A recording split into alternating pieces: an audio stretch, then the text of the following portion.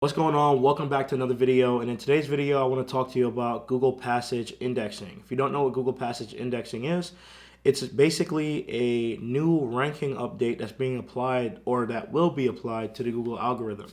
And what it does is it looks at specific content in a page and then it takes that content and it shows it in Google, specifically like paragraphs, right? So that's why it's called passage indexing, right? Because it's looking at specific passages. This is going to be super important because this really emphasizes Google's, want or their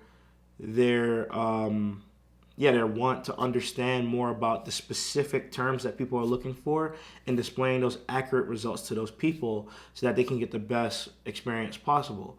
And they haven't actually released when they're gonna say when this is actually gonna roll out. But what we do know is that when it does roll out, this will be applied to 7% of queries globally, right? So that's really important.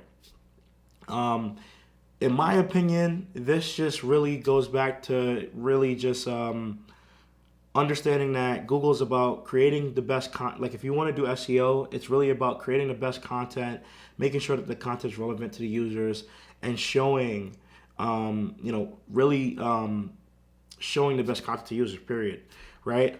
The one thing I will say though is that a lot of people are getting afraid because they're like AI is taking over because this is going to be, an AI. Like they're using AI to understand what the content is about to then distribute the information.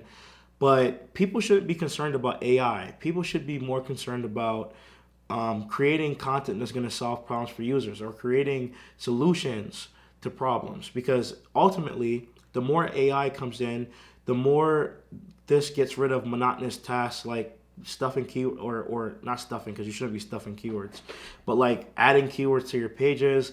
And this makes it easier for you to have to focus on just creating the best content possible.